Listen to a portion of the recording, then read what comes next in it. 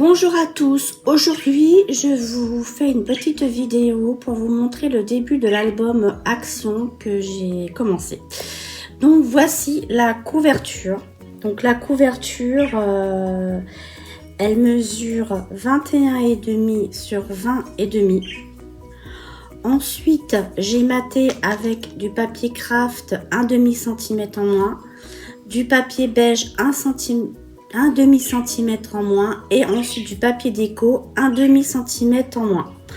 Ensuite dessus j'ai pris une cartonnette dont vous aurez les mesures un peu plus loin dans le tuto, que j'ai recouvert de papier beige, du papier craft et j'ai mis une petite carte de DIY de chez Action. Ensuite ici j'ai mis un petit embellissement, j'ai mis aussi de la dentelle, j'ai mis derrière au dos avant de le coller du double face, vous pouvez mettre de la colle, un bout de dentelle et ensuite j'ai tout collé.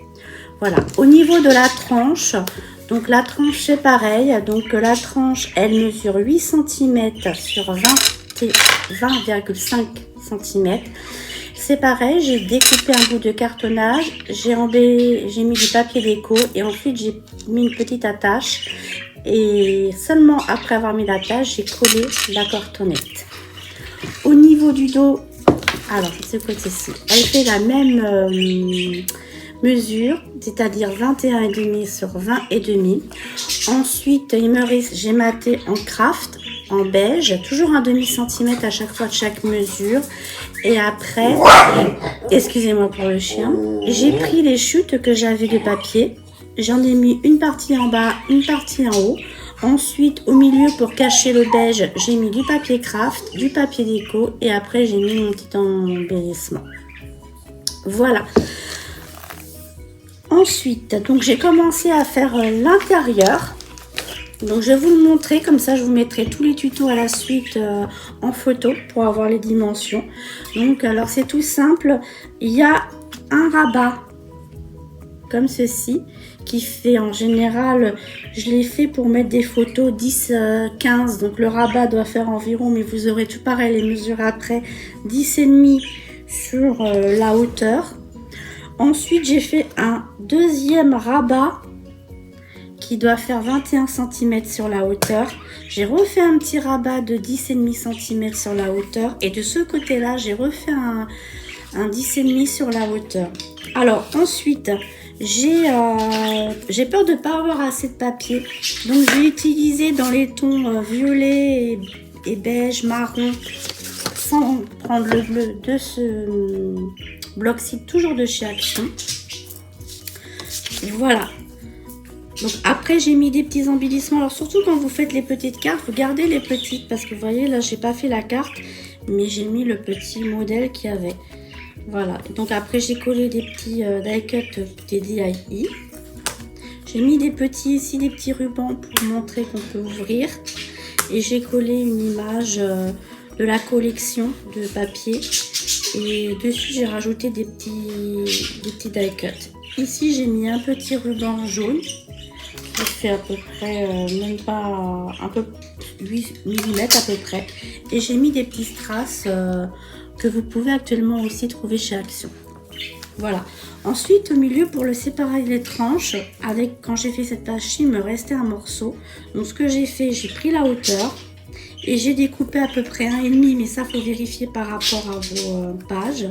Et j'ai mis la continuité sur toutes les pages. Voilà. Ensuite, la page 1. Alors, la page 1, j'ai fait on va commencer par le dessous. J'ai fait une cascade. Toujours pour... Donc, ici, ça fait 15,5 sur à peu près 12 de hauteur, sachant que je garde 10,5 et je fais un pli. J'ai mis sur le 15-30 de chez Action, j'ai mis ce papier-ci que j'ai continué. J'ai pas eu assez, donc j'ai repris une feuille et j'ai continué en dessous. J'ai pris une image de la collection que j'ai mis sur du papier craft et j'ai collé au-dessus. Par contre, bon, moi là, j'ai pas été bien droite. Ce que je fais, c'est que je coupe mon papier et je mets le rabat à l'intérieur. Si vous voulez, vous pouvez ne pas le mettre à l'intérieur, vous collez juste l'un en dessous des autres. Et puis à ce moment-là, à ce niveau-là, vous mettez un bout de papier.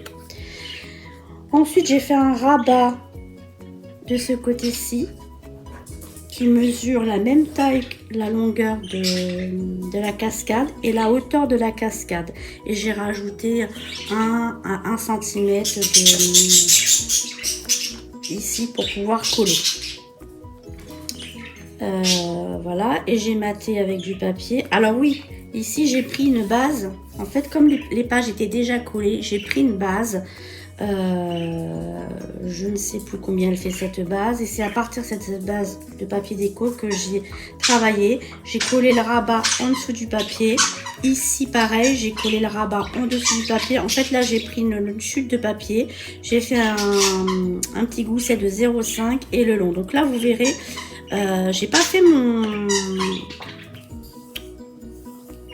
ma languette assez longue. Il faut rajouter, je pense, 1 cm par rapport à la vidéo. Il faudra peut-être rajouter 1 cm.